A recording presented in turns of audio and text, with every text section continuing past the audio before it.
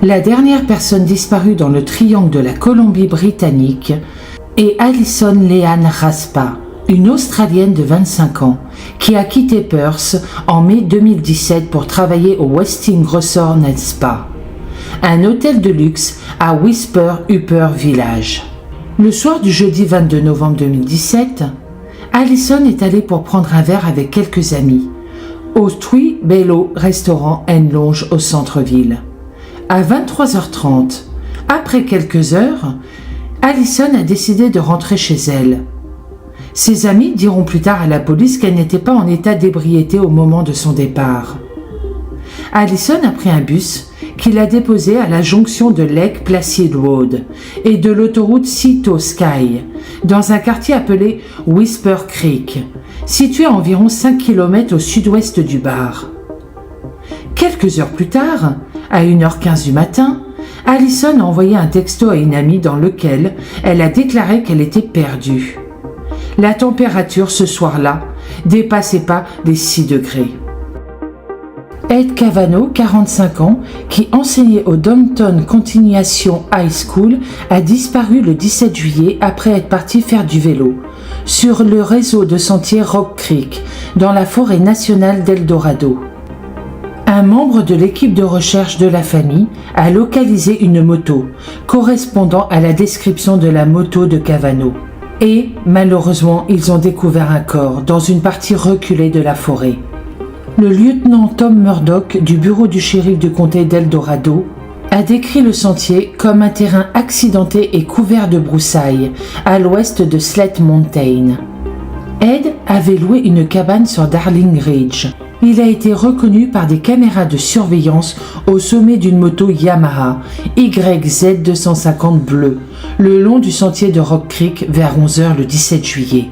Il était vêtu de vêtements de moto tout-terrain, de marque Fox et d'un casque noir. Ed et un ami sont allés ensemble dans la région, mais Ed était parti seul après le déjeuner. Et il n'y avait aucun signe de son retour, a déclaré sa sœur dans la fin de journée. Alors que la nouvelle de la disparition de Ed se répandait, des membres de la famille, des amis, des collègues, des étudiants et même des étrangers ont afflué dans le comté d'Eldorado pour aider à la recherche. La famille de l'enseignant a offert une récompense de $10,000 à quiconque pourrait le trouver. En plus d'avoir créé des slogans sur les réseaux sociaux, notamment Find Ed Toda, ils ont rejoint des équipes de recherche et de sauvetage des comtés de Yolo, Eldorado et Stanislaus, en marchant dans la région à pied ou en moto, tout terrain, et en quad. La Garde nationale de Californie a également lancé un drone dans le but de trouver Ed, à la demande du bureau du shérif du comté d'Eldorado et du bureau des services d'urgence du gouverneur de Californie. Le 29 juillet 2015, la Garde nationale de Californie a déployé un MQ-9 Reaper, un avion piloté à distance, pour tenter de retrouver Ed. C'était la première fois qu'un avion de ce type était utilisé pour une opération de recherche et de sauvetage. Le MQ-9 Reaper peut voyager là où les avions pilotés ne le peuvent pas, en prenant des photos aériennes que les équipages de la Garde nationale et les partenaires civils reçoivent instantanément. Le 4 août 2015, le corps de Ed a été retrouvé. Il n'y a aucune information sur la cause de son décès. Samuel Martinez, 23 ans, de Lincoln, Nebraska, est parti à Hawaï le 12 mai. Il a été porté disparu le 27 mai après avoir raté son vol de retour vers le Nebraska. Il prévoyait de faire de la randonnée et du camping à divers endroits de l'île, en acquérant 8 permis dans les parcs d'État de Coquet et Memai et sur le sentier Kalalo. Le sac à dos de Samuel Martinez, 23 ans, a été découvert le 13 octobre par un chasseur local à Coquet. Le sac à dos contenait la majeure partie de l'inventaire de Samuel, y compris des ordonnances médicales, une tente et des vêtements. Samuel étudiait à la microbiologie à l'université du Nebraska-Lincoln. Il prévoyait de passer près de 2 semaines à faire de la randonnée et du camping. Entre le 30 mai et le 10 juin, les recherches terrestres et aériennes intensives se sont principalement concentrées sur les parcs d'État, Au cours de cette recherche initiale, le KPD a conservé le commandement général de l'incendie avec le service d'incendie de Kauai fournissant un soutien tactique, utilisant des drones, des hélicoptères et des opérations au sol à différents degrés. Des opérations de recherche et de sauvetage de bénévoles ont également couvert certaines zones des parcs d'État, y compris des randonneurs et des chasseurs locaux. Les bénévoles sur l'île ont continué à chercher tout au long de l'été.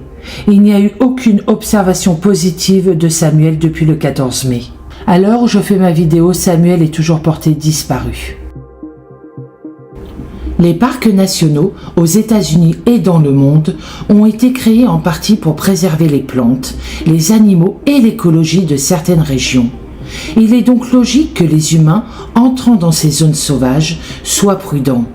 Les ours, les lions des montagnes, les buffles et d'autres animaux dangereux habitent les parcs nationaux. Ces animaux sont connus pour attaquer les gens. S'il ne s'agissait pas d'ours ou de lions des montagnes, cependant certaines personnes spéculent que le paranormal de créatures cryptides, telles que Bigfoot, aurait pu être impliqué. Les croyants prétendent souvent que les personnes disparues auraient pu être utilisées comme source de nourriture pour ces créatures, et c'est pourquoi si peu sont jamais retrouvées. Dans les rares cas où une personne disparue est retrouvée décédée, l'autopsie ne communique souvent pas d'informations très concluantes. En fait, la plupart des autopsies signalées ne sont pas concluantes et les pathologistes ne sont pas en mesure de déterminer la cause du décès. Certaines personnes utilisent cela comme preuve d'activité paranormale, mais personne ne sait vraiment ce qui s'est passé. Il existe un lien entre les personnes disparues et les baies. Il y a plusieurs clusters trouvés en commun avec les disparitions. Certains, comme les personnes qui disparaissent autour des plans d'eau, s'expliquent facilement car la principale cause de décès dans les parcs nationaux au cours de la dernière décennie a été la noyade. Mais d'autres ont moins de sens. Un de ces clusters apparaît lorsque l'on examine le nombre de personnes portées disparues près des buissons de baies. Les gens disparaissent et se retrouvent au milieu des buissons de baies. Ils disparaissent en cueillant des baies et certains sont retrouvés en mangeant des baies. Le lien entre certaines disparitions et les baies ne peut être nié, comme le déclara Paul Polide. Un vétéran de l'armée a signalé une étrange expérience sur un sentier de randonnée.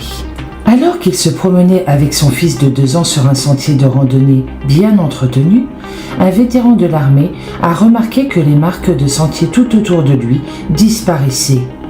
Quand il a regardé en arrière, il a signalé que les arbres et les plantes étaient différents de ce dont il se souvenait. Puis, il entendit un claquement. Selon lui, mes yeux ont commencé à se fixer sur une section sombre de la forêt. Pour une raison quelconque, tout mon corps a commencé à se verrouiller et chaque sonnette d'alarme dans ma tête sonnait. Peu importe à quel point j'essayais de me concentrer sur cette tache sombre, je ne pouvais rien voir. J'ai eu la sensation la plus étrange de pouvoir voir chaque branche et chaque plante dans les moindres détails, mais je ne pouvais pas me concentrer sur la scène dans son ensemble. C'était hyper flou. J'ai également senti mon mécanisme interne de combat ou de fuite basculer entre les deux décisions plus rapidement qu'une pièce de monnaie dans un tirage au sort. C'est là que j'ai aperçu cette bête qui me fixait. Il était impossible pour moi de bouger. J'étais paralysée et je voulais surtout protéger mon fils. Un homme est revenu après avoir disparu pendant 15 mois.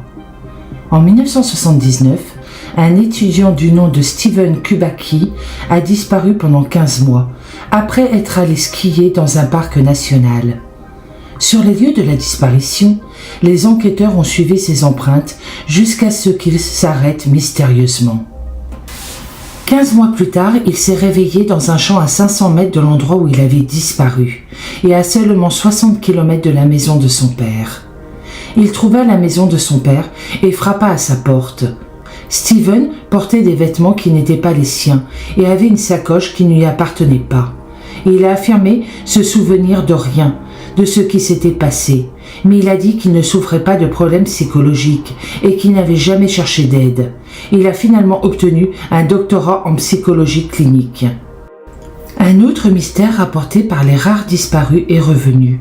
Les sentiers dans les parcs ont changé mystérieusement, instantanément et sans avertissement. Une personne a raconté avoir marché à 5 pieds du sentier pour regarder un panneau sur un arbre. Quand elle s'est retournée, elle a dit littéralement la piste n'était plus là. Une autre personne et son fils ont eu 3 heures de temps non comptabilisées alors qu'ils étaient sur un sentier. Dans certains cas, il s'agit d'un comportement de personnes perdues. Assez typique, mais cela peut quand même être assez effrayant pour les personnes impliquées. Un rapport d'un enfant de 3 ans sur sa disparition ressemble à un film d'horreur. David Pollitt est un ancien détective de la police et auteur qui explore les disparitions dans des circonstances étranges. Dans un cas, il écrit à propos d'un garçon anonyme de 3 ans qui a disparu dans un parc national près du mont Shasta en Californie et a été retrouvé 5 heures plus tard dans un bosquet d'arbres. Il a décrit avoir été emmené dans une grotte par une femme qu'il pensait être sa grand-mère. Le garçon a dit qu'il avait finalement compris qu'elle n'était pas sa grand-mère, même si elle était gentille et polie avec lui. Il avait conclu ça car elle ressemblait à un robot, parce qu'elle avait une lumière inhabituelle provenant de sa tête. Quand il a raconté plus tard l'histoire à sa grand-mère, elle a été très choquée, car 1 an auparavant, elle était dans un camping. Elle affirme s'être réveillée à l'extérieur de sa tente, avec une étrange blessure par perforation. Un homme aurait été suivi par une femme sans trait distinctif. Un homme est tombé sur un sentier qui avait d'étranges branches cassées, à environ 2 ou 3 mètres du sol. Il a décidé de le parcourir à la recherche de signes de Sasquatch. Alors qu'il parcourait le sentier, il était incapable de se débarrasser du sentiment que quelqu'un le regardait. Il se retourna. L'homme a vu une femme marcher vers lui, mais il a remarqué qu'elle se déplaçait vers lui plus rapidement que ses pas n'auraient dû l'emmener. Ils se regardèrent et il remarqua qu'elle n'avait ni trait distinctif ni vêtements. Il s'est retourné et a continué à marcher. Et quand il s'est retourné, elle était partie. Dans des conditions étranges, les gens peuvent faire des choses étranges. Les alpinistes paniqués enlèvent souvent leurs vêtements, même par temps glacial. Ce qui pourrait expliquer pourquoi des personnes disparues sont parfois retrouvées dans les mauvais vêtements ou complètement déshabillées. Lorsque les gens vivent quelque chose d'effrayant ou d'inexplicable, leur esprit peut remplir les blancs de manière étrange, ou même bloquer complètement le traumatisme. C'est pourquoi certains suggèrent que les détails étranges entourant les disparitions des parcs nationaux pourraient simplement s'expliquer par le fait que les personnes perdues peuvent faire des choses étranges. Les autopsies déterminent rarement la cause du décès. Dans les rares cas où une personne disparue est retrouvée décédée, l'autopsie ne fournit pas souvent d'informations très concluantes. En fait, la plupart des autopsies signalées se sont révélées non concluantes et les pathologistes ne sont pas en mesure de déterminer la cause du décès. Certaines personnes utilisent cela comme preuve d'une activité paranormale, mais personne ne sait vraiment ce qui s'est passé. Avec plus de 150 événements paranormaux documentés, les cavernes du parc national de Mammoth Cave ont été qualifiées de merveille naturelle la plus hantée au monde. Les rangers ont rapporté avoir vu des apparitions ressemblant à des guides esclaves qui dirigeaient des visites de grottes avant la guerre civile. Mais l'observation la plus fréquente est celle de Stephen Bishop, un esclave que le site web du National Park Service décrit comme l'un des plus grands explorateurs que Mammoth Cave ait jamais connu. Stephen Bishop, qui est enterré dans l'ancien cimetière des guides non loin de la grotte, est souvent vu lors de la visite des lanternes de Violet City, lorsque les rangers emmènent les visiteurs dans des cavernes éclairées uniquement par des lampes à pétrole. Au cours des années 1800, Mammoth Cave a brièvement servi d'hôpital de la tuberculose et les visiteurs peuvent voir les restes des cabines de soins où les patients séjournaient. À l'extérieur de l'une des cabines se trouve une dalle de pierre où les corps des patients décédés étaient placés avant l'enterrement. Aujourd'hui, il est connu sous le nom de Corse Croc, un endroit où certaines personnes prétendent avoir entendu des fantômes tousser.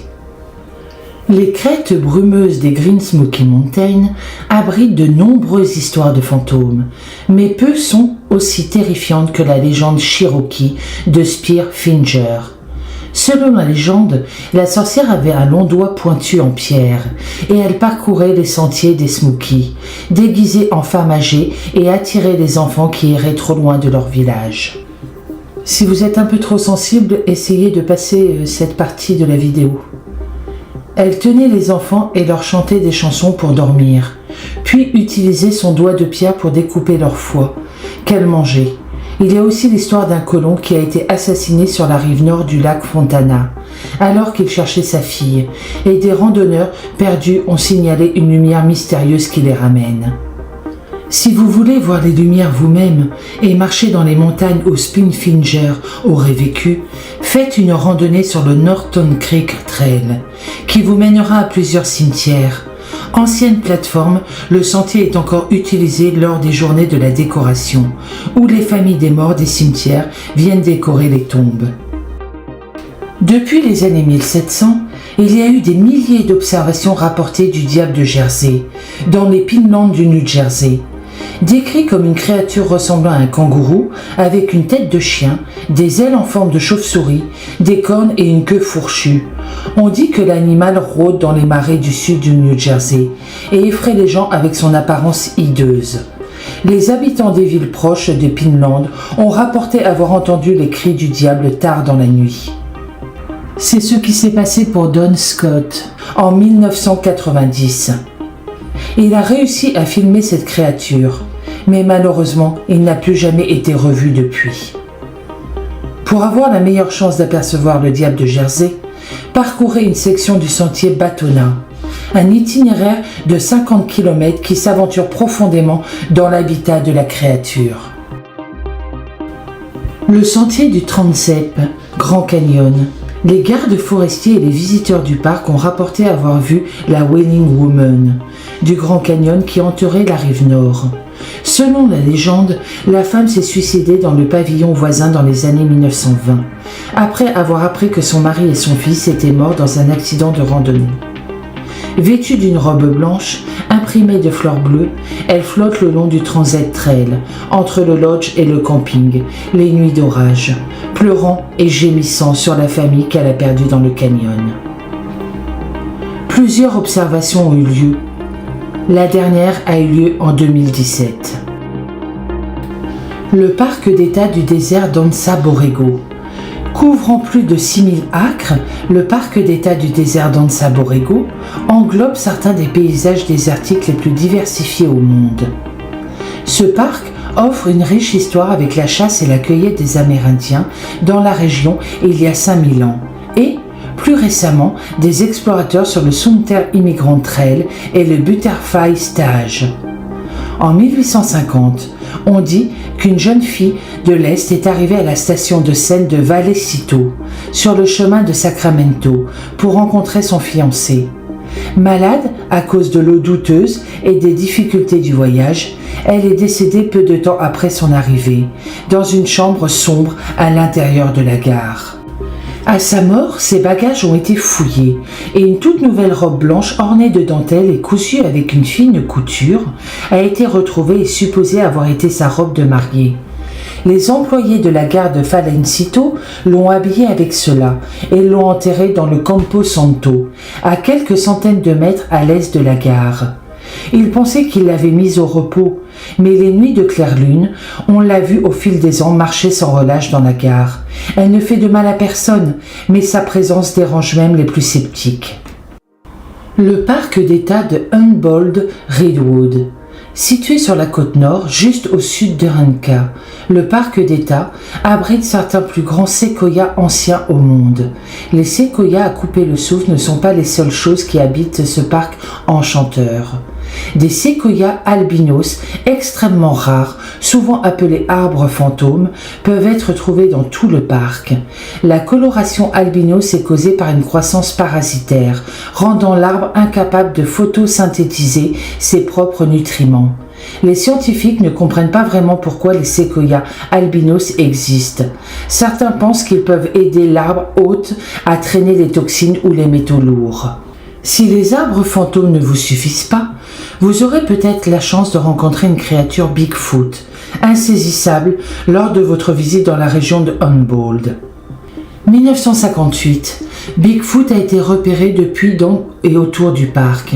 Les campeurs ont rapporté avoir entendu ces créatures aussi récemment qu'en 2017. Bien que certains pensent que les sons sont ceux d'une chouette rayée, vous ne pouvez pas être sûr tant que vous n'écoutez pas par vous-même. Enfin, on dit que les esprits du peuple Sinkoy hantent cette forêt. On dit que leur esprit reste pour protéger les arbres sacrés. Les campeurs ont vu certaines apparitions, comme un corps très flou, debout dans la forêt, les regarder avant de disparaître dans la brume. Depuis que nous avons les mots pour décrire de tels événements, des gens du monde entier ont rapporté avoir vu des apparitions de personnes et d'animaux qui ne sont pas physiquement présents, qui disparaissent peu de temps après avoir été vus. Beaucoup de ces apparitions sont vêtues de vêtements à l'ancienne, et certaines ressemblent à de vraies personnes décédées avant l'observation. Certains, par exemple, sont décrits comme des ombres sombres et indistincts de formes vaguement humaines. D'autres ne sont visibles que de la taille vers le haut ou vers le bas, ou sans la tête. Beaucoup apparaissent comme des reflets dans les miroirs, les fenêtres et les téléviseurs, ou aussi dans les parcs nationaux. Certains sont parfaitement clairs, distincts et entiers, et sont initialement confondus avec des personnes vivantes ordinaires. Et quelques-uns ont été décrits comme brillants, voire aveuglément radieux. Certaines apparitions, en particulier celles ressemblant aux défunts, telles qu'elles sont apparues dans la vie, semblent complètement inconscientes de leur environnement, se prélassant sur des chaises sans prêter la moindre attention à ceux qui les entourent, ou marchant sur des sols ou à travers des portes qui n'existent plus. D'autres interagissent avec leur homologue corporel d'une manière suggérant qu'ils ne sont pas conscients de leur propre état extraordinaire, donnant ou demandant des directions avec désinvolture. D'autres semblent encore faire leur apparition uniquement dans le but d'attirer l'attention sur eux.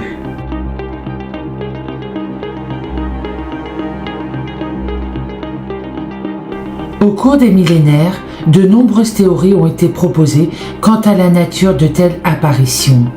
Les écritures sacrées et certaines traditions religieuses, par exemple, ont identifié certaines apparitions comme des anges ou des démons, des serviteurs spirituels de Dieu ou du diable, respectivement. L'Église catholique soutient que Marie, la mère de Jésus, est apparue à certains hommes, femmes et enfants à travers les siècles et à travers le monde pour faire des demandes divines, conférer des révélations et accomplir des miracles.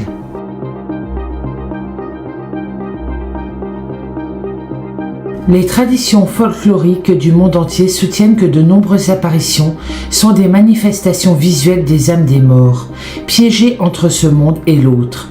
Peut-être réticentes à accepter leur propre changement d'état ou incapables d'avancer en raison de certaines affaires terrestres inachevées. Certaines apparitions qui apparaissent instantanément et fugacement aux amis et aux membres de la famille de la personne à qui elle ressemble au moment de la mort de cette dernière ont été appelées spectres et sont considérées par certains comme des âmes humaines annonçant leur voyage imminent vers le grand au-delà.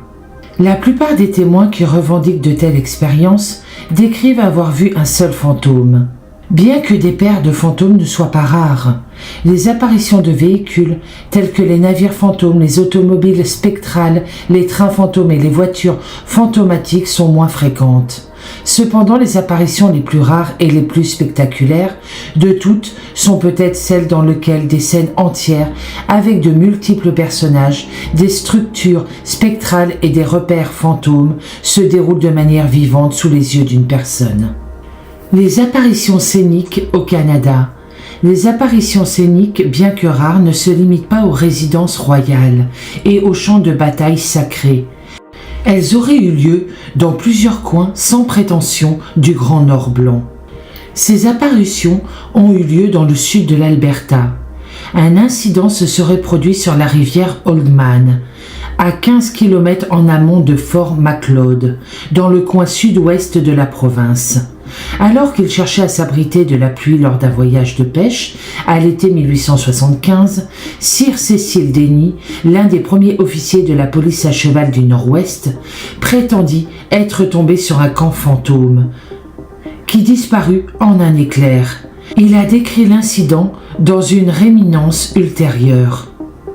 Je cite: « En contournant un coude de la rivière, j'ai vu sur la rive sud un bon massif de bois et j'ai décidé de m'y réfugier.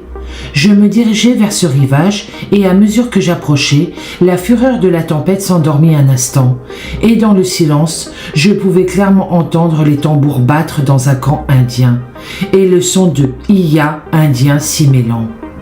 Le bruit venait d'au-delà de bouquets d'arbres et je me félicitais d'avoir rencontré un camp indien où je pouvais m'abriter d'une telle tempête.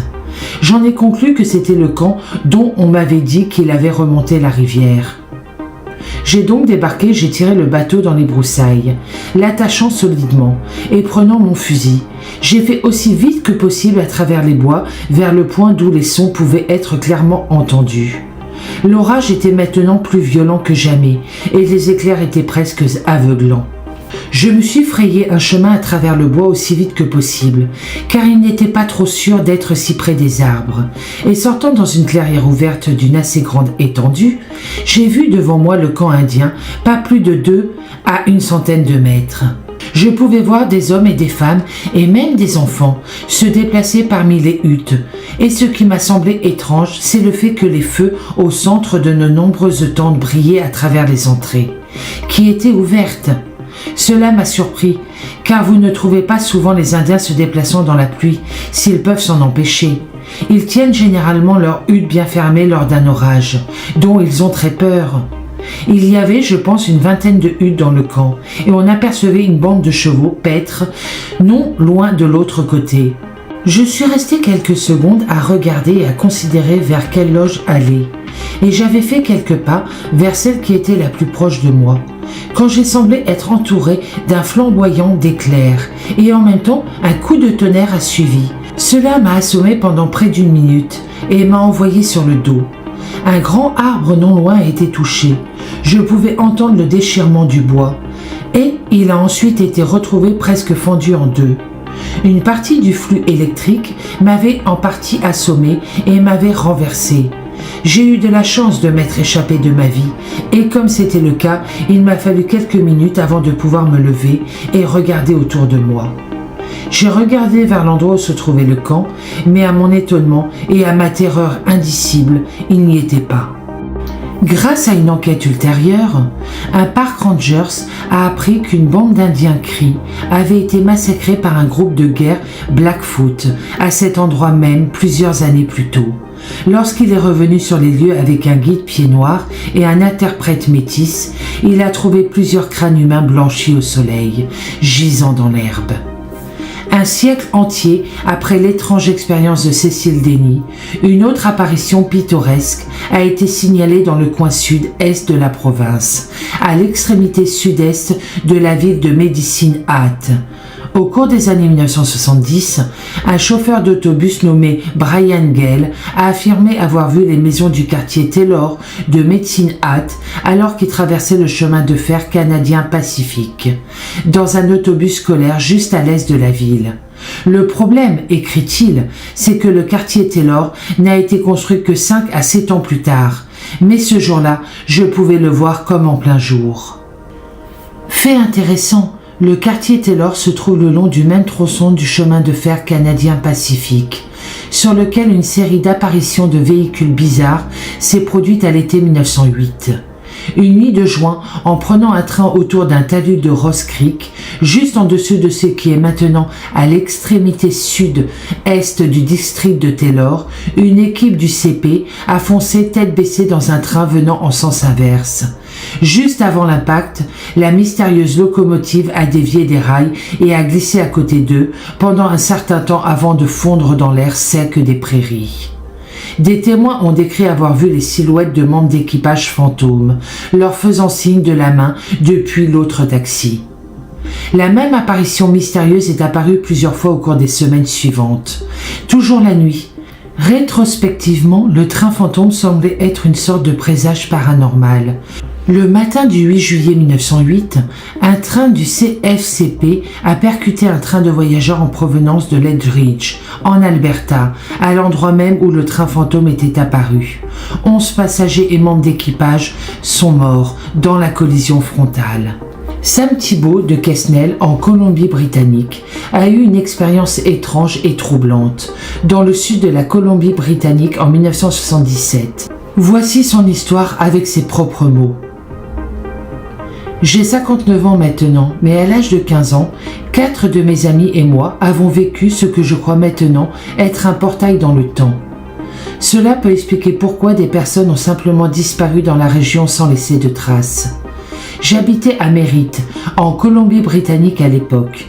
L'incident a eu lieu au bord d'un lac entre Merritt et Princeton, appelé Courtney Lake.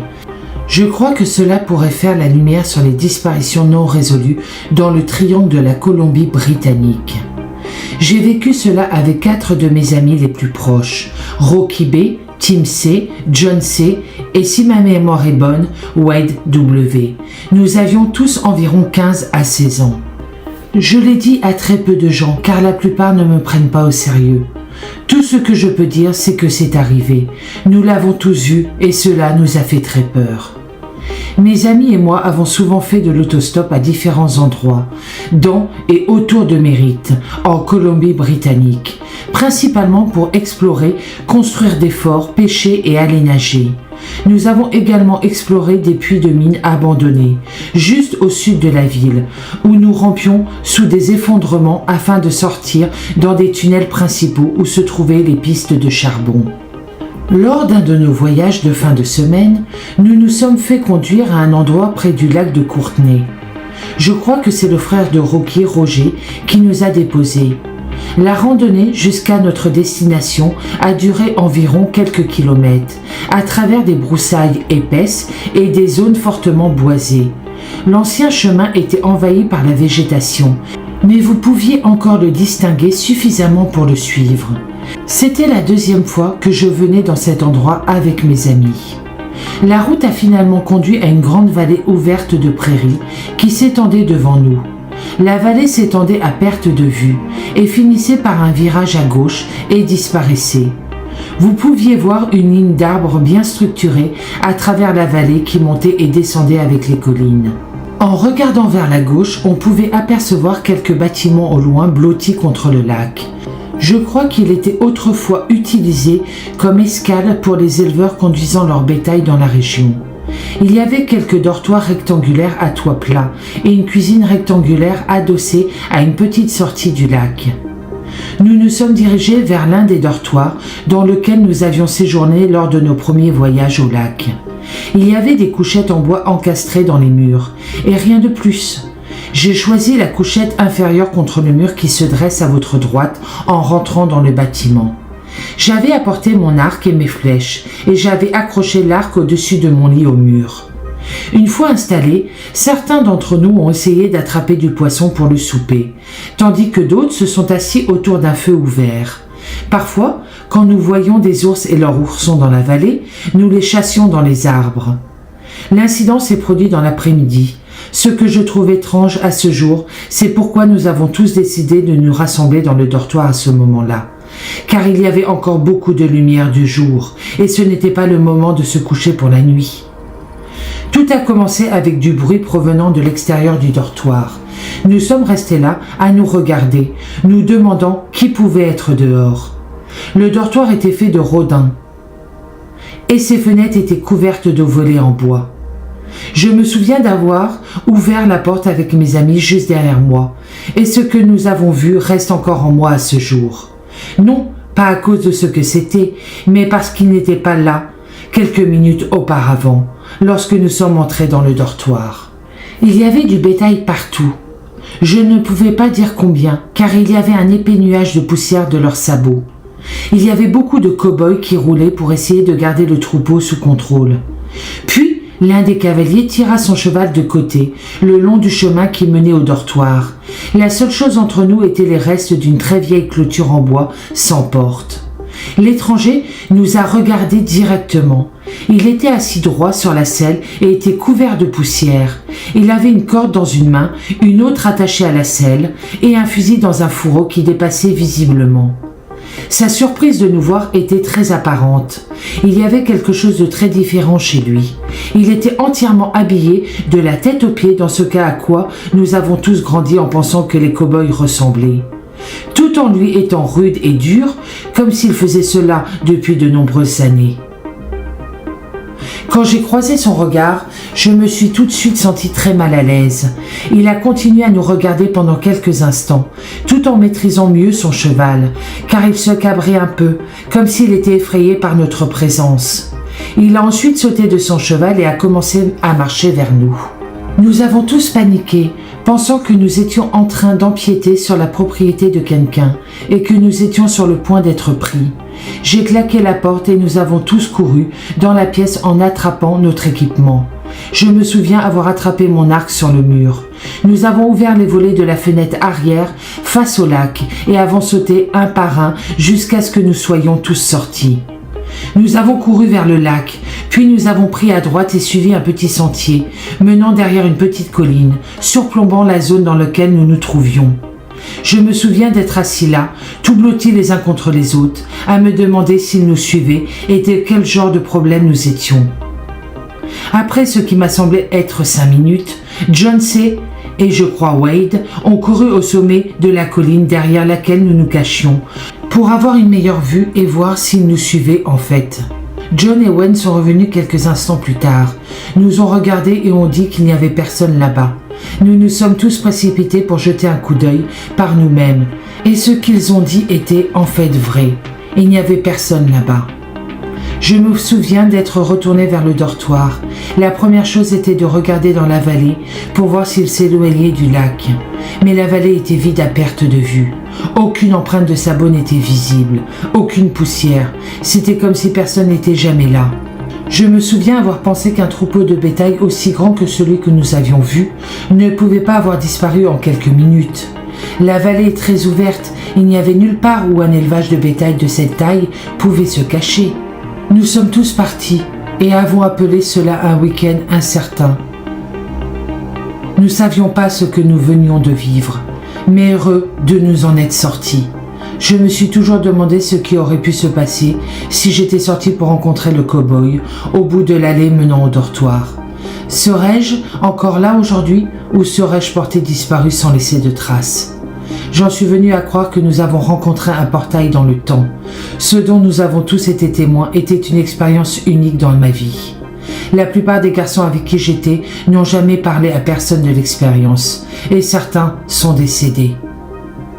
Un jour, Rocky et sa nouvelle épouse sont venus dans le nord pour rendre visite à ma femme et moi.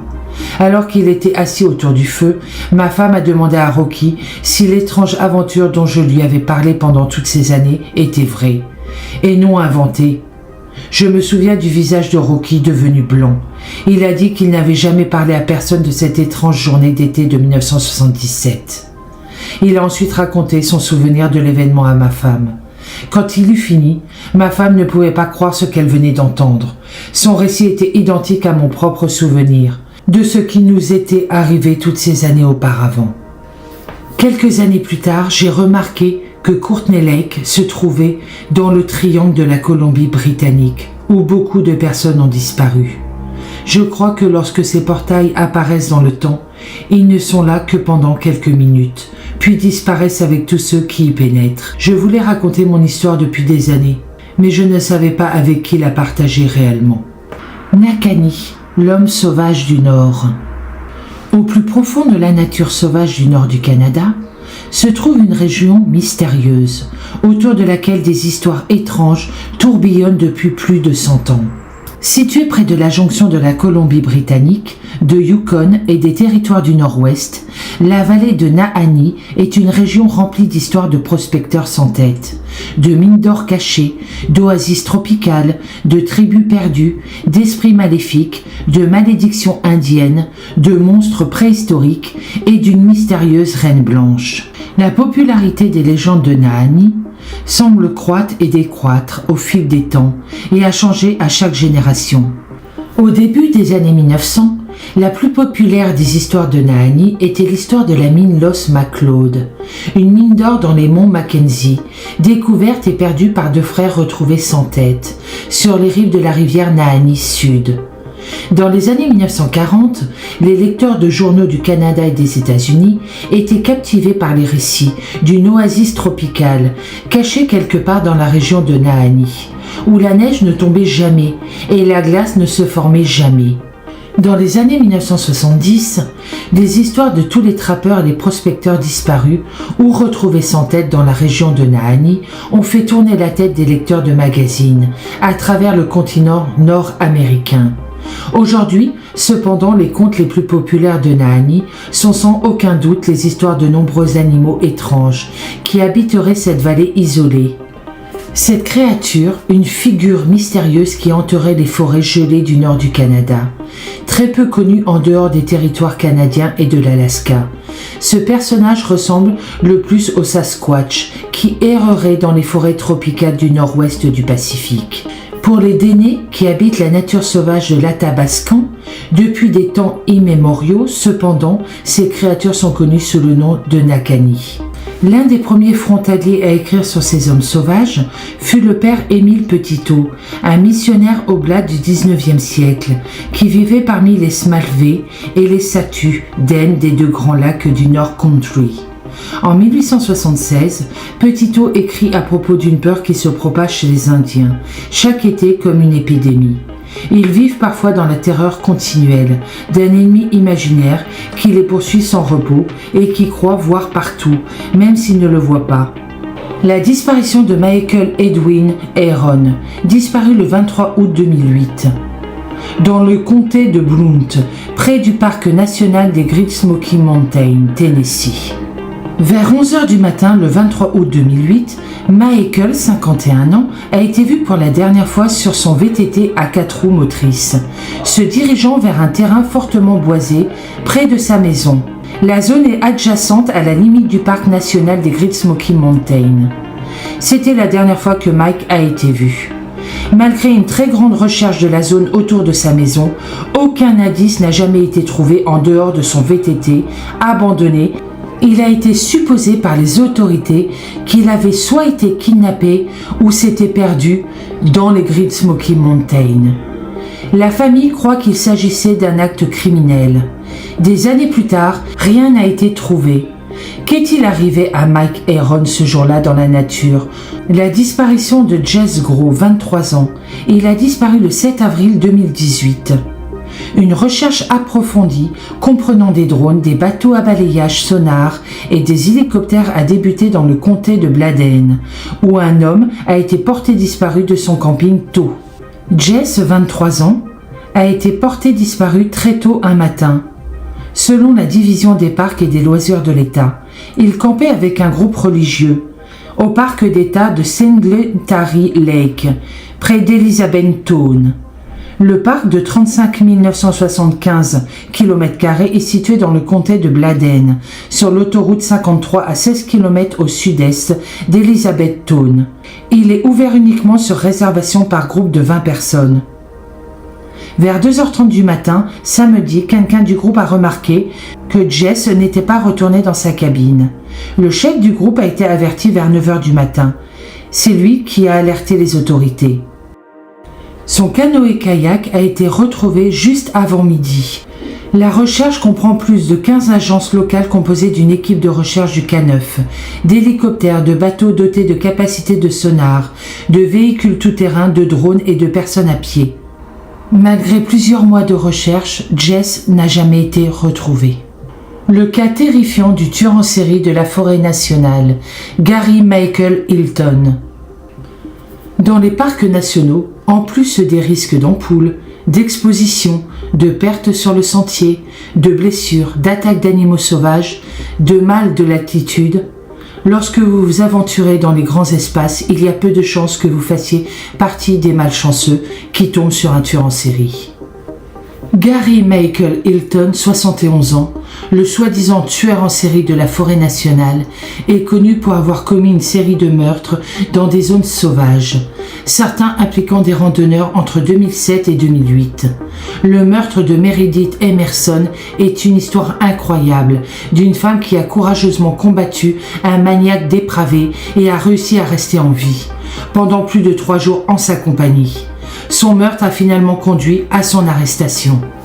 En 2007, Hilton a tué John et Irene Bryant, 80 et 84 ans, dans la forêt nationale de Pinga, en Caroline du Nord.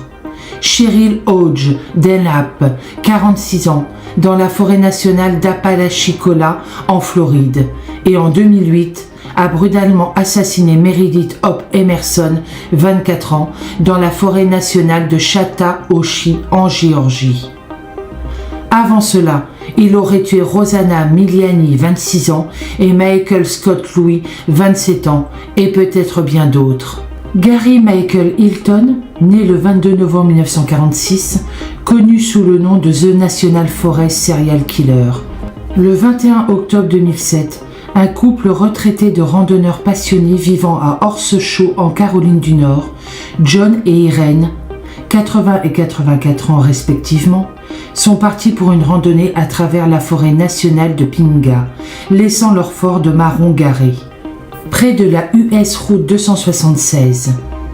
Après être restés sans nouvelles d'eux pendant 2 semaines, les membres de la famille ont signalé la disparition du couple au bureau du shérif du comté de Henderson, qui a rapidement lancé une recherche des brillants. Composée de plus de 30 bénévoles, des chiens et un hélicoptère. En examinant leur enregistrement téléphonique, on a appris qu'Irene avait tenté d'appeler le 911 le jour de sa disparition, mais le signal a été perdu et l'appel a été interrompu. Le 10 novembre, l'équipe de recherche a localisé le corps d'une femme sur le sentier Barnett Branch. Soupçonnant qu'il pourrait appartenir à Irene, ils l'ont envoyé au coroner du comté de Chapel Hill pour effectuer une autopsie. 3 jours plus tard, le corps a été positivement identifié comme étant celui d'Irene, qui avait apparemment été matraquée à mort avec un instrument contondant. Comme cela était désormais considéré comme un homicide perpétré sur des terres fédérales, le FBI a lancé une enquête avec une récompense de $10 000 à quiconque pourrait fournir des informations menant au tueur. Simultanément, il a été révélé qu'une carte bancaire appartenant au brillant avait été utilisée pour retirer $300 d'un guichet automatique à Denton, Tennessee, avec les caméras de surveillance montrant un homme de race blanche, plus âgé, portant un imperméable jaune, dont la capuche cachait son visage. À cette époque, John était toujours considéré comme une personne disparue, peut-être enlevée par celui qui avait tué sa femme. Le 3 février 2008, Mark Waldrop, un chasseur, a accidentellement découvert un crâne dans la forêt nationale de Nantahala, juste à côté de la route de service forestier. Après avoir appelé l'adjoint local pour obtenir de l'aide, le duo a enquêté sur la scène et, après une inspection plus approfondie, un bassin et une colonne vertébrale ont été localisés à environ 20 mètres du crâne. Comme il n'y avait ni vêtements ni pièces d'identité à proximité de la dépouille, les ossements ont été envoyés au médecin légiste de Chapel Hill afin d'identifier le défunt. Après 2 jours, il a été positivement identifié comme étant celui de John Bryant. Cheryl Dunlap. Le 3 décembre 2007, Cheryl, 46 ans, une résidence de Floride, ne s'est pas présentée pour son travail à la Florida State University, où elle travaillait comme infirmière. Considérant ce comportement comme inhabituel, ses collègues ont signalé sa disparition le lendemain, après que sa voiture abandonnée, une Toyota Camry blanche, ait été localisée au nord de la limite du comté. Environ 5 jours plus tard, une équipe de recherche d'environ 180 personnes a été organisée pour aider à la localiser. Et bien qu'initialement incapables de trouver quoi que ce soit, les membres espéraient toujours qu'ils localiseraient la jeune femme. Je vous conseille pour les âmes sensibles d'avancer un tout petit peu la vidéo. Le 16 décembre, Ronnie Renz, un chasseur traversant les bois de la forêt nationale d'Apalachicola avec ses chiens, a découvert le corps décapité et en décomposition d'une femme blanche, signalant immédiatement la découverte aux autorités de l'État. Comme il n'était pas sûr au départ que le corps était celui de Cheryl, il a été envoyé au médecin légiste qui a confirmé qu'il s'agissait bien de cette jeune femme. Qualifiant sa mort d'homicide, les autorités ont annoncé qu'elles recherchaient un camion vert suspect vu dans la région au moment de la disparition de Cheryl, conduite par un homme qui avait utilisé 5 fois sa carte de guichet automatique à Tallahassee, retirant $700 de son compte. Au cours des jours suivants, de nombreux conseils ont été soumis à la police, dont certains concernaient un étrange sans-abri avec un chien, qui conduisait une camionnette verte Chevrolet Astro 2001. Mais cette piste n'a pas conduit à une arrestation.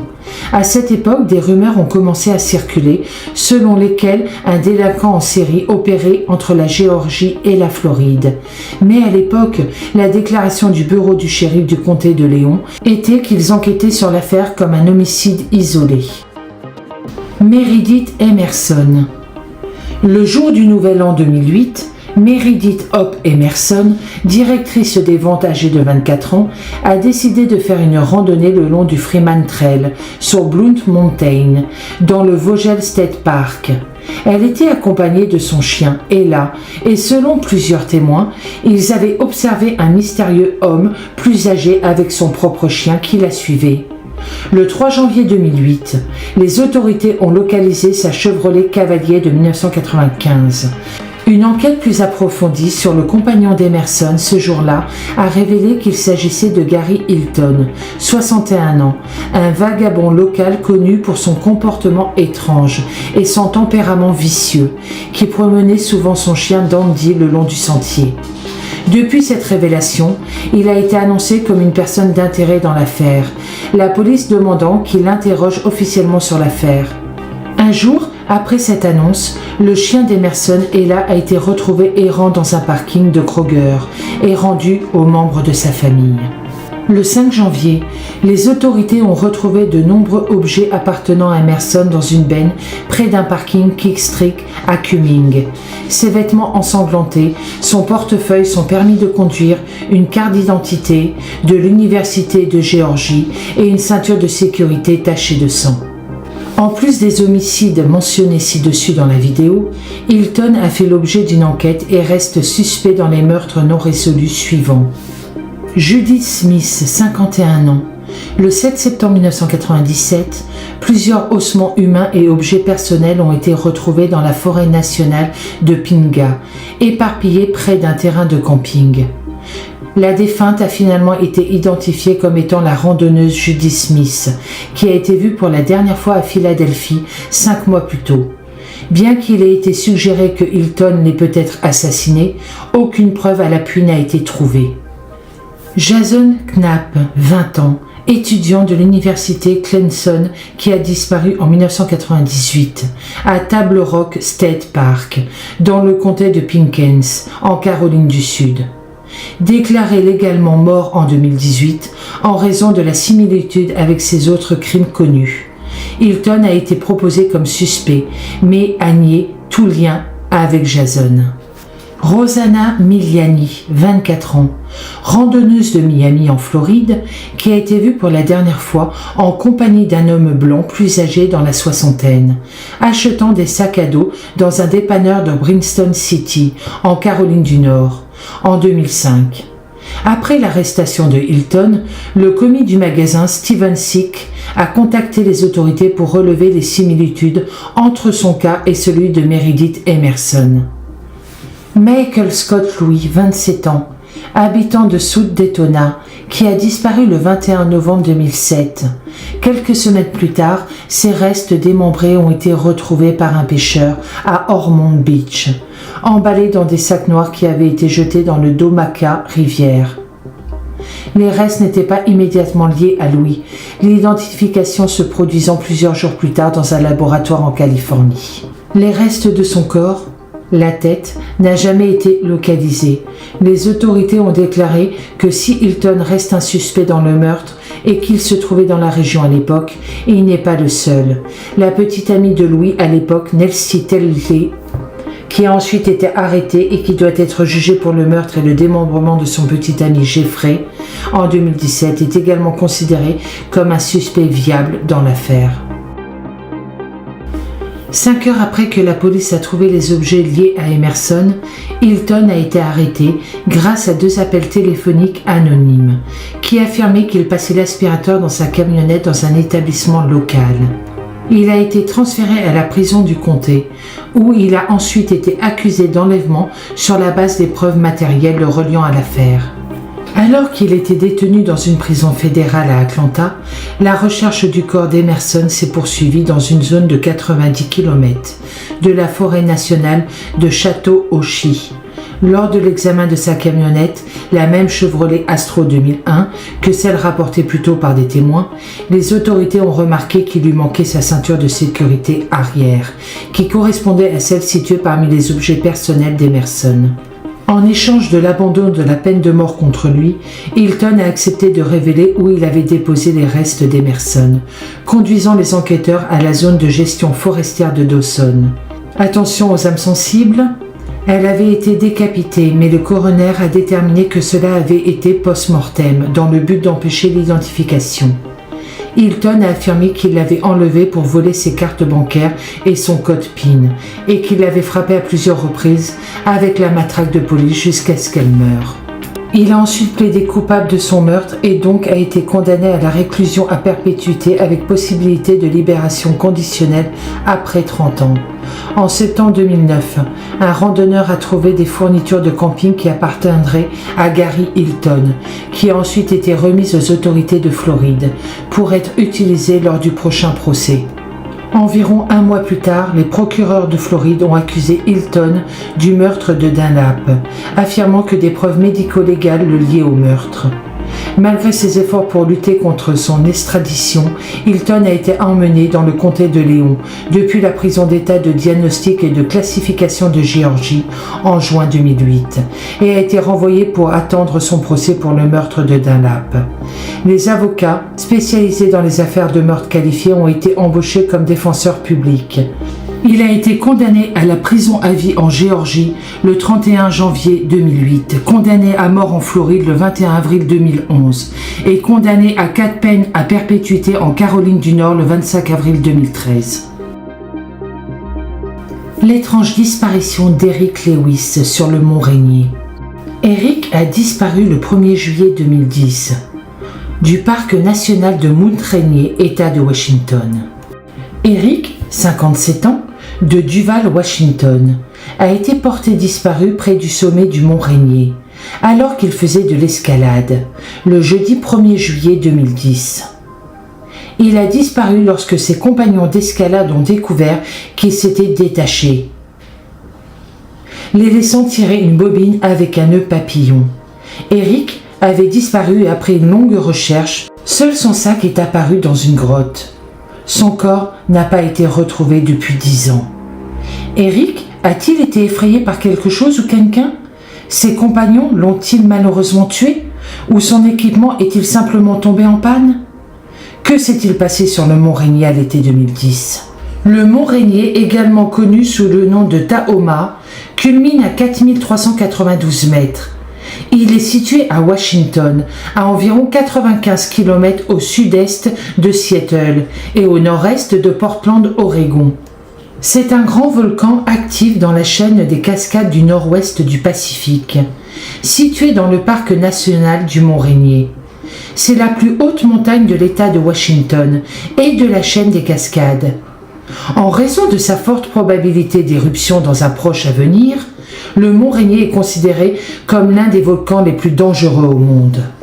Eric a disparu lorsqu'il s'est inexplicablement séparé de ses 2 compagnons d'escalade, lorsque l'équipe de 3 hommes gravissait la route de Gibraltar Ledge sur le mont Rainier et a rencontré des vents violents et une faible visibilité. Les Gibraltar Ledge ont été la première route vers le sommet du mont Rainier. Cette route a été escaladée par Hazard Steven et Philemon Beecher Van Tromp en 1870 et elle est maintenant considérée comme la route hivernale standard sur la montagne. Le grimpeur en tête sur la voie d'Eledge, Don Storm Jr., s'est arrêté et a été rejoint par le deuxième grimpeur sur la corde, Trevor Lane. À 13 900 mètres, alors qu'ils attendaient qu'Eric les rejoigne, ils n'ont découvert qu'une bobine avec un nœud papillon lorsqu'ils ont tiré la corde. Ils l'avaient aperçu sur la corde quelques instants auparavant et ont immédiatement fouillé la pente en dessous d'eux. Après une recherche approfondie de la zone, ils se sont dirigés vers la crête du sommet, au cas où Eric les aurait contournés d'une manière ou d'une autre pendant qu'ils cherchaient en dessous. Lorsqu'il n'a pas été retrouvé sur la crête du sommet, ils sont ensuite retournés au camp Muir, le camp d'escalade, à 10 200 mètres, et ont signalé l'incident aux Rangers.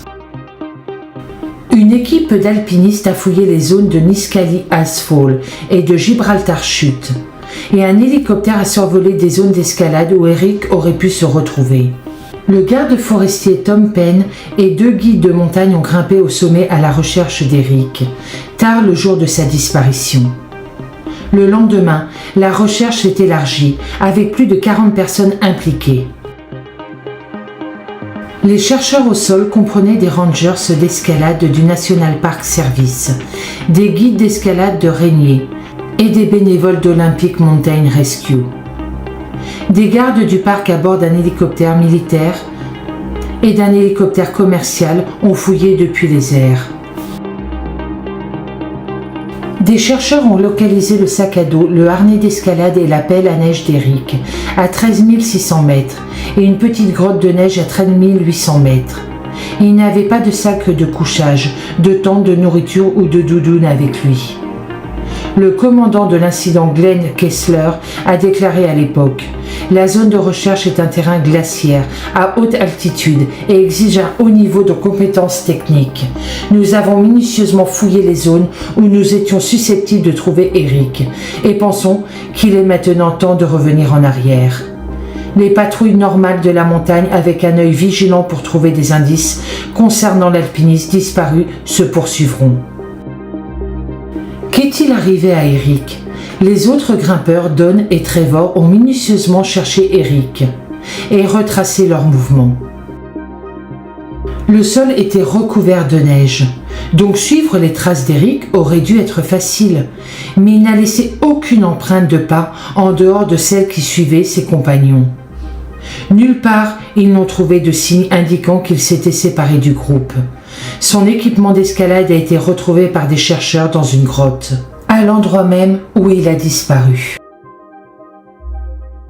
Malgré énormément de recherches, Eric n'a jamais été retrouvé sur le mont Rainier. Pourquoi Eric s'est-il coupé de la corde ? Souffrait-il d'hypothermie et est devenu confus et désorienté après s'être abrité dans la grotte de glace ? Est-ce que quelque chose ou quelqu'un lui a fait peur, alors il a coupé sa corde ? La seule chose que les gens semblent ne pas prendre en considération dans cette affaire est le fait qu'elle s'est déroulée à 13 900 mètres. C'est une altitude très élevée qui peut affecter le cerveau en raison d'un manque d'oxygène, ce qui pourrait facilement expliquer pourquoi Lewis s'est décroché de la corde et pourquoi il a laissé son équipement en bas. Les gens font parfois des choses stupides lorsqu'ils sont atteints d'une maladie de haute altitude, hypoxie. Lewis était parti pour son ascension avec très peu de choses dans son sac. En conséquence, il avait très peu de choses quand il s'est séparé de son groupe. Il n'avait ni sac de couchage, ni tente, ni aucun autre vêtement que celui qu'il portait. Bien que les membres de son groupe aient effectué une recherche préliminaire, lorsqu'ils ont réalisé qu'il n'était plus sur la corde, les conditions météorologiques et l'inexpérience ont entravé cet effort. Il était peut-être le plus expérimenté, mais il n'était pas plus en forme que les autres. La zone fouillée par les 2 grimpeurs n'était qu'au rayon d'une corde à partir de laquelle ils ont réalisé que Lewis avait disparu. Ils ne se sentaient pas à l'aise de revenir en arrière, même à quelques centaines de mètres plus loin, ce qui était très probablement l'endroit où Lewis s'est détaché. En retournant au camp Muir et en alertant les gardes de la situation, les grimpeurs ont pu convoquer des personnes ayant plus de connaissances et d'expérience pour aider à la recherche. Mais avec les conditions météorologiques et des informations limitées sur l'emplacement exact de Lewis, les recherches n'ont rien donné. Malheureusement, il n'a jamais été retrouvé à ce jour.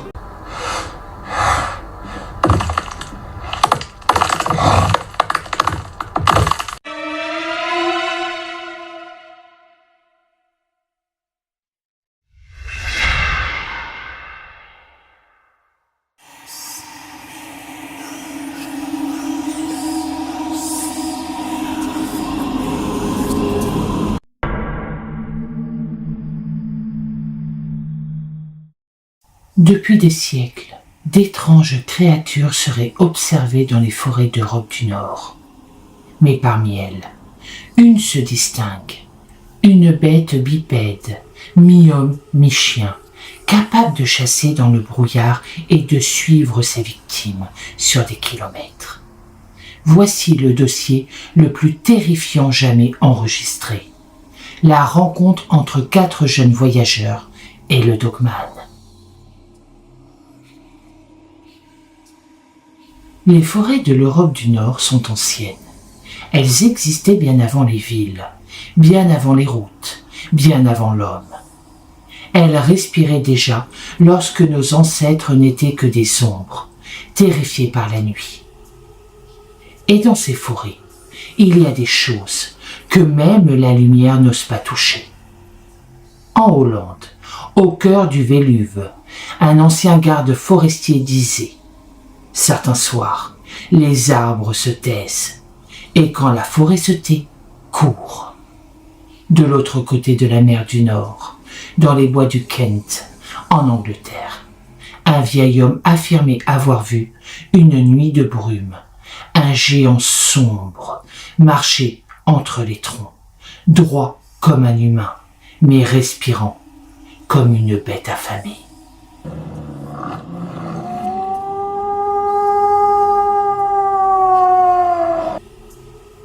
Depuis des siècles, les légendes se croisent, 2 pays séparés par les vagues, mais un même monstre décrit avec la même précision. Des yeux jaunes, un torse colossal, des griffes capables de déchirer le bois, et une démarche impossiblement humaine. Il l'appelle le Dogman. Ce que vous allez entendre maintenant est la reconstitution fidèle des dernières images filmées par 4 jeunes voyageurs, disparus pendant 50 heures dans ces 2 forêts. Ce qu'ils ont vu, ce qu'ils ont entendu et ce qui les a poursuivis reste à ce jour l'un des dossiers les plus terrifiants jamais enregistrés en Europe.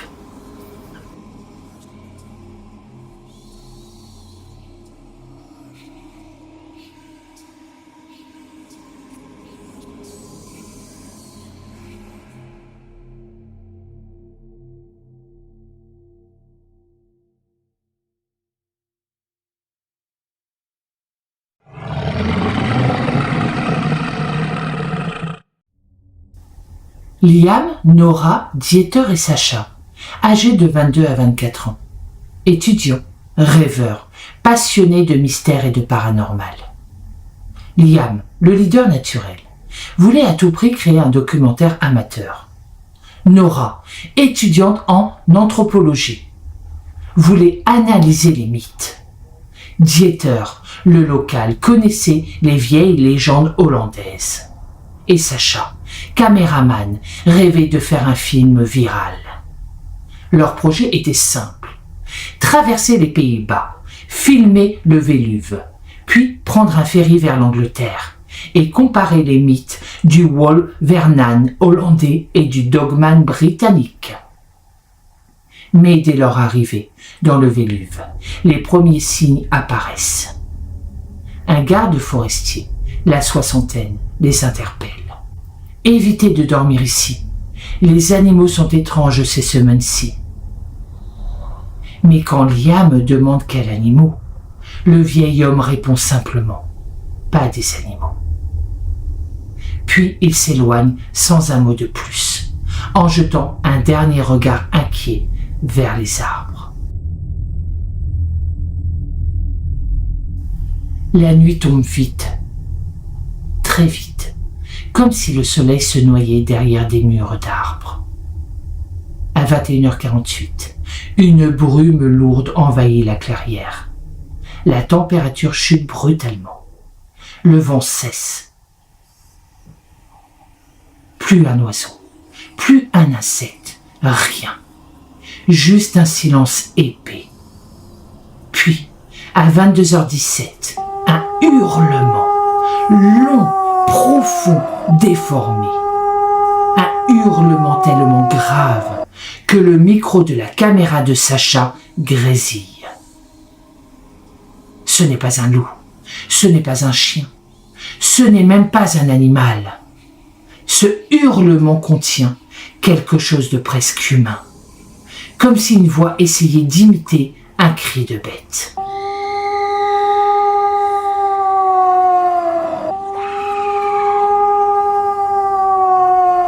Les 4 amis sortent la tête de la tente. Et là, au loin, 2 yeux jaunes scintillent dans la brume. Immobile, trop haut pour appartenir à un loup, trop large pour être un cerf. La silhouette ne bouge pas. Elle observe. Elle respire fort. Une respiration profonde, grondante, presque consciente. Puis, d'un mouvement soudain, elle disparaît dans la brume, sans un bruit.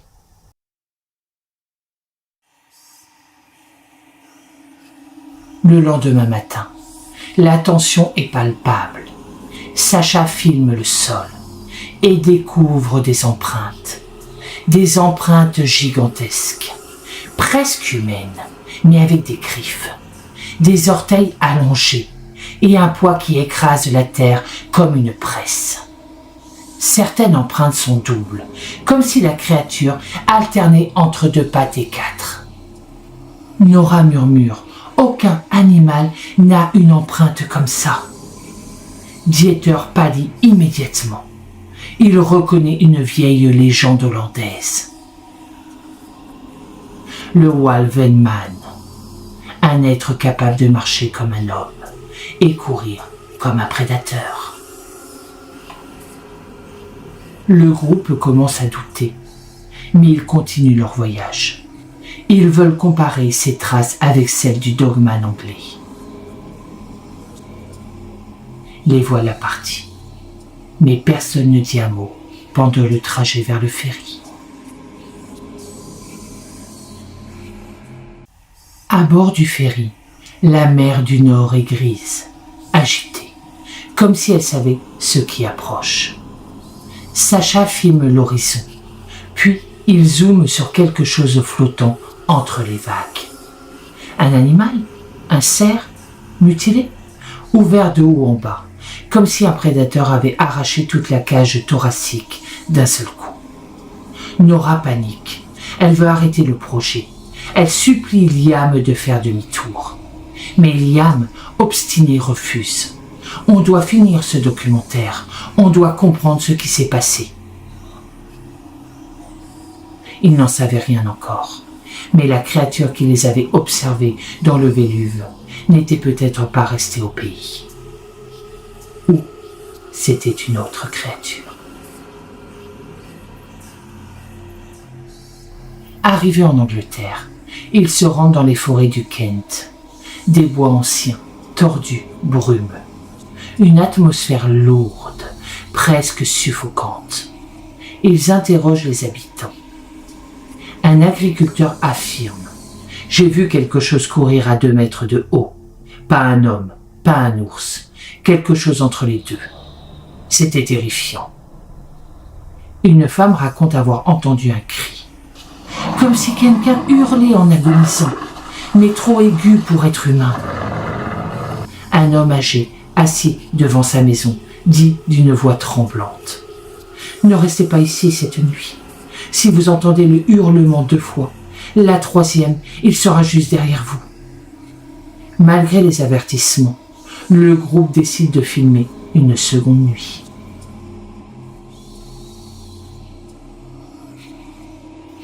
La nuit tombe. La brume engloutit lentement les arbres. Les caméras thermiques captent une forme gigantesque, bipède, mais mouvante, trop rapide. À 23h54, un hurlement, plus long, plus profond, plus terrifiant que celui du Véluve. Le Dogman est là. Puis un rire, un son guttural, distordu, comme si la créature imitait un humain. La tente tremble, une griffe lacère le tissu. Les amis hurlent de terreur. Sacha filme tout en courant hors de la tente. La forêt est un labyrinthe de brume. On entend la créature marcher autour d'eux, à 2 pattes, puis à 4, puis à 2, encore et encore. Elle joue avec eux. Comme un prédateur certain de sa victoire, certain de terrifier son environnement. Les 4 amis sont terrifiés de terreur.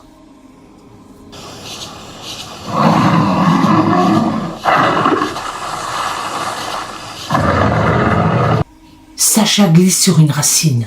La caméra tombe avec lui. Dans le viseur, on voit une silhouette se redresser lentement. 2,50 m, un torse massif, des bras immenses, une tête de loup, mais un corps humain.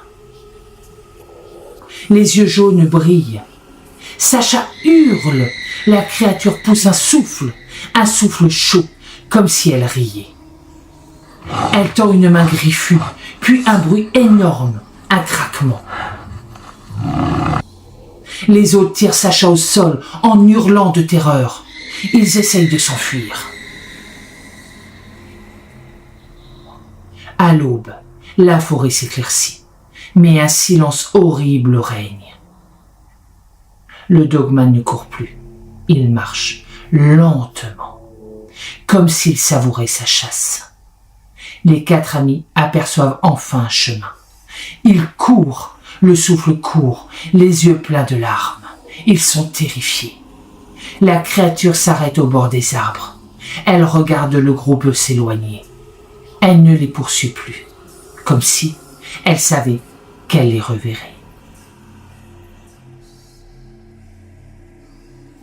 Les secours britanniques retrouvent le groupe au bord de la route, déshydratés, couverts de boue, tremblants, muets. Ils ne peuvent pas expliquer ce qu'ils ont vu, ce qu'ils ont entendu, ce qui les a suivis. Les autorités classent l'affaire. Aucune trace d'un animal connu, aucune empreinte explicable, aucun prédateur européen ne hurle de cette façon. Et pourtant, depuis leur retour, chacun d'eux affirme se réveiller certaines nuits en entendant un cri. Le même cri, grave, long, presque humain. Comme si la créature savait où ils vivent. Comme si elle attendait.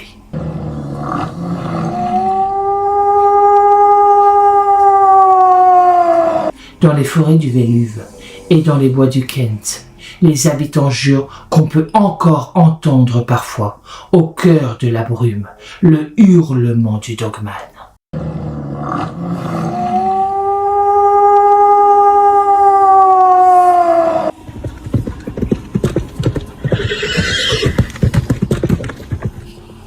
Au cœur du parc national du Véluve, aux Pays-Bas, se trouvent des centaines de kilomètres de sentiers forestiers. Chaque année, des cavaliers y montent leurs chevaux pour profiter de la nature, loin du bruit des villes. Mais en 2021, 2 jeunes femmes vont vivre une expérience qui les hantera à jamais. Une rencontre si terrifiante qu'aucun rapport officiel n'a jamais osé le mentionner.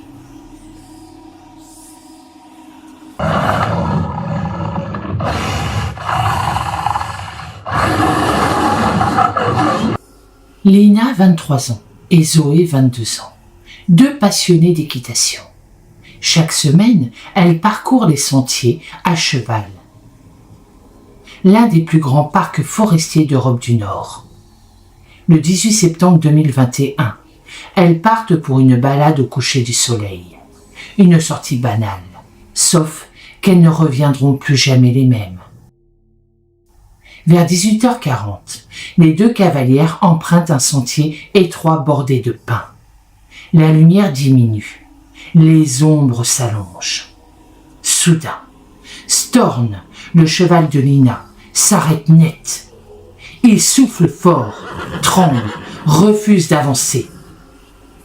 Les filles regardent autour d'elles, mais tout semble normal.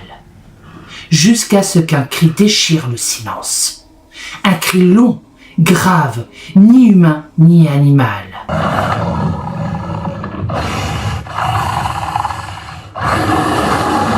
Zoé affirmera « Je n'avais jamais entendu un bruit comme ça. C'était comme si quelque chose nous appelait. » Les chevaux se mettent à reculer, paniqués, et la brume tombe d'un seul coup, épaisse, lourde. Lina sort sa montre GPS, aucune connexion. Les sentiers disparaissent. Et derrière elle, un son, des pas, mais pas des pas d'animal quadrupède.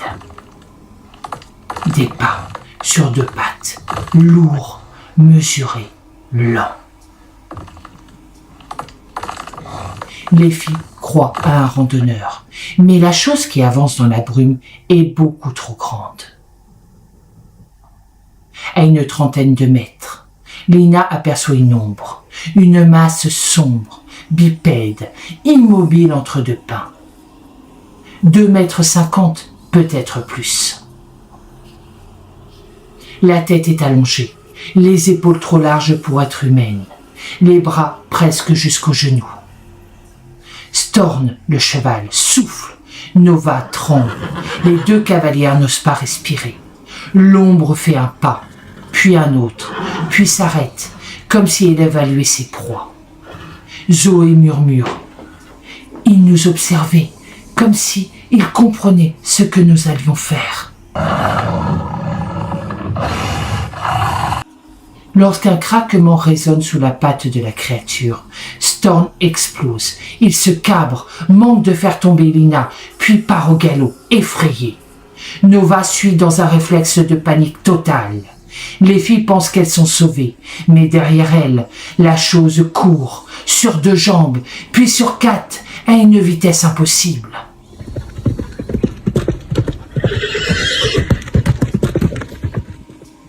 La créature court à côté d'elles, à leur hauteur, sur un talus.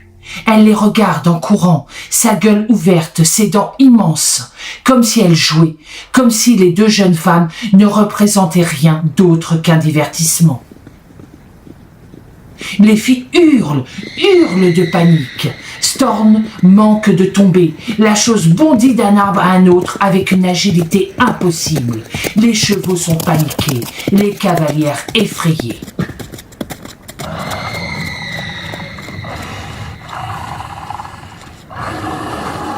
Les chevaux atteignent un pont, isolé, rarement emprunté. La créature arrive au bord. Elle s'arrête. Elle grogne, griffe le sol et pousse un hurlement qui fait vibrer les planches du pont. Les cavalières traversent, mais la créature reste de l'autre côté, comme bloquée par le ruisseau.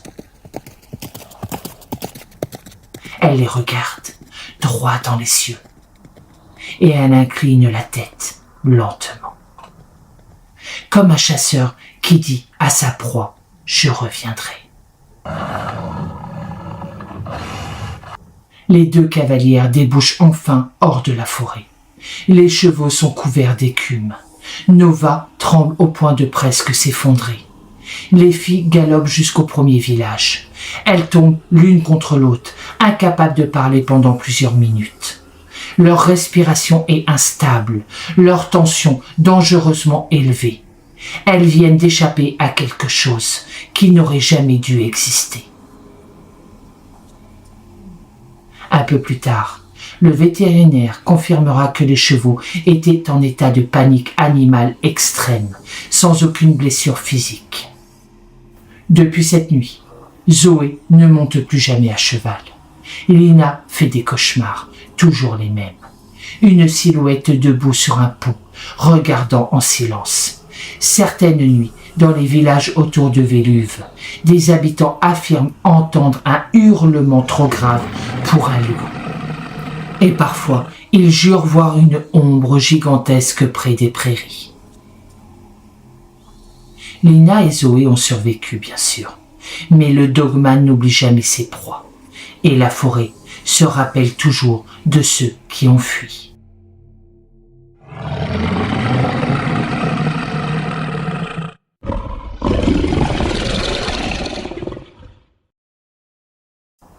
Dans la province boisée du Gelderland, aux Pays-Bas, une jeune cavalière a vécu l'un des témoignages les plus effrayants jamais rapportés concernant une mystérieuse créature bipède à l'allure de chien. Un être que les habitants appellent discrètement le dogman. Aujourd'hui, malgré la terreur qui la poursuit depuis cette nuit-là, la cavalière est retournée dans ses bois, mais elle n'y va pas seule. Elle est accompagnée d'un vétérinaire spécialisé en comportement animal. Elle a accepté de revenir pour comprendre et peut-être pour affronter ce qu'elle n'a jamais pu oublier. 3 mois ont passé depuis la rencontre des 2 jeunes cavalières avec ce qu'elles décrivent comme un humanoïde canin, immense, crochu et capable d'imiter la voix humaine. L'une d'elles, Mila, n'a plus jamais remis les pieds en forêt. L'autre, Zoé, a accepté de revenir. Son cheval, Orion, autrefois calme, refuse désormais d'approcher la lisière. Pour cette expédition, Zoé a demandé l'aide du docteur Willem de Vries, vétérinaire et otologue réputé. Officiellement, il s'agit d'enquêter sur un prédateur inconnu. Officieusement, elle veut comprendre quelle bête peut terroriser un cheval au point de le faire trembler sur place. Le docteur de Vries a vu des choses étranges dans son métier.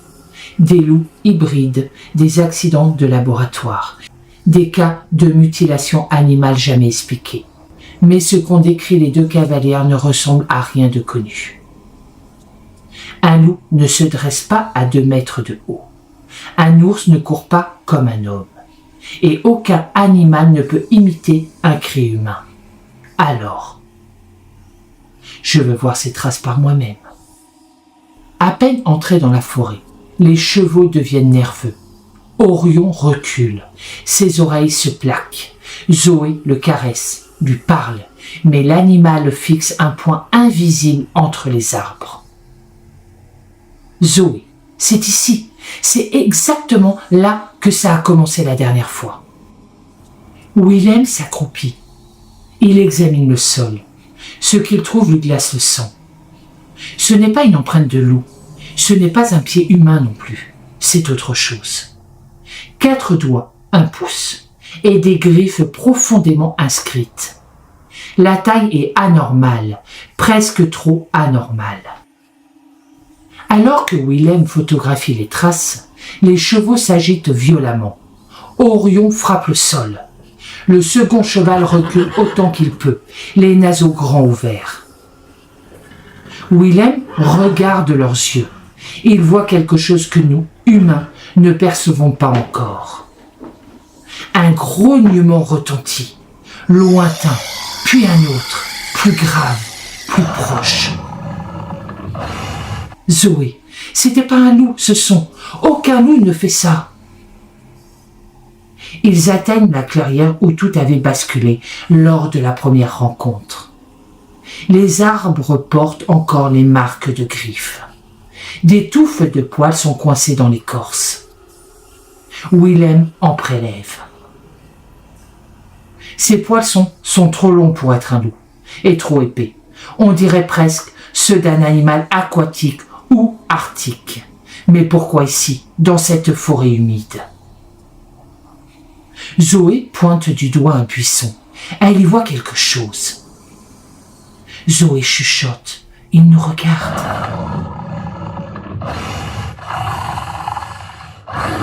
Willem ne voit rien, sauf 2 reflets jaunes brièvement derrière les branches. Le vent tombe d'un coup. Les oiseaux cessent de chanter. La forêt entière retient son souffle. Puis, quelque chose se met à tourner autour d'eux. Willem est très tendu. Il nous contourne. C'est un comportement de prédateur. Un craquement, puis un autre, toujours derrière eux, jamais devant, comme s'ils préparaient une attaque ou une intimidation.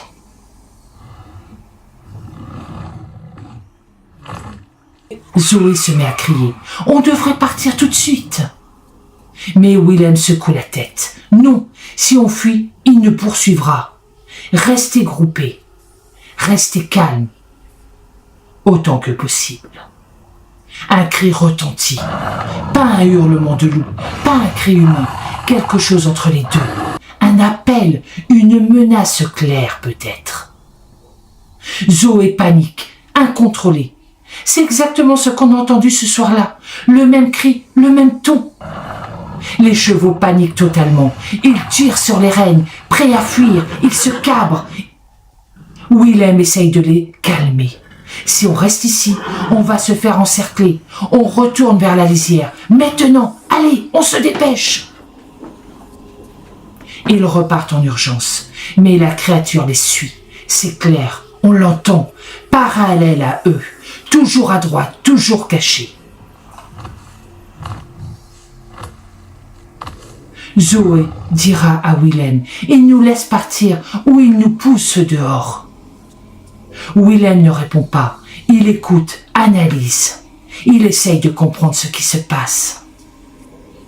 Willem répondra à Zoé, je ne pense pas qu'il veut nous attaquer. Je pense qu'il défend son territoire.